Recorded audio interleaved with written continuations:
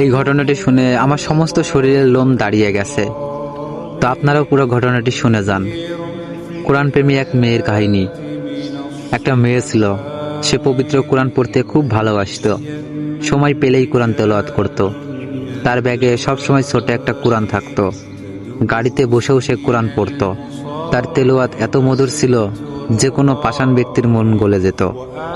রাতে যখন ঘুম ভাঙত তখনই সে কোরআন পড়তে শুরু করত।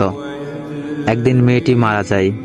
মা তার আদরের মেয়েকে হারিয়ে প্রায় পাগলের মতো হয়ে যায়।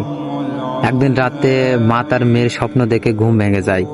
হঠাৎ তার মা তার মেয়ের রুম থেকে কান্নার আওয়াজ শুনতে পায়। তিনি ভয়ে সেই দিন ওই ঘরে যাননি। পরের দিন সকালে তার বাবাকে জানান, কিন্তু সে বিশ্বাস করে না। পরের দিন রাতে তার মা আবার সেই কান্নার আওয়াজ শুনতে পায়।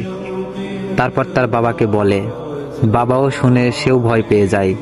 তারপর সকালে এই ঘটনা মসজিদের ইমাম সাহেবকে বলে।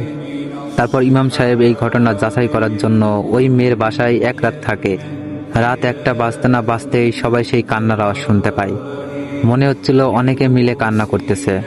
তখন ইমাম সাহেবও কেঁদে ফেলেন আর বলেন, এটা ফেরেশতাদের কান্নার আওয়াজ।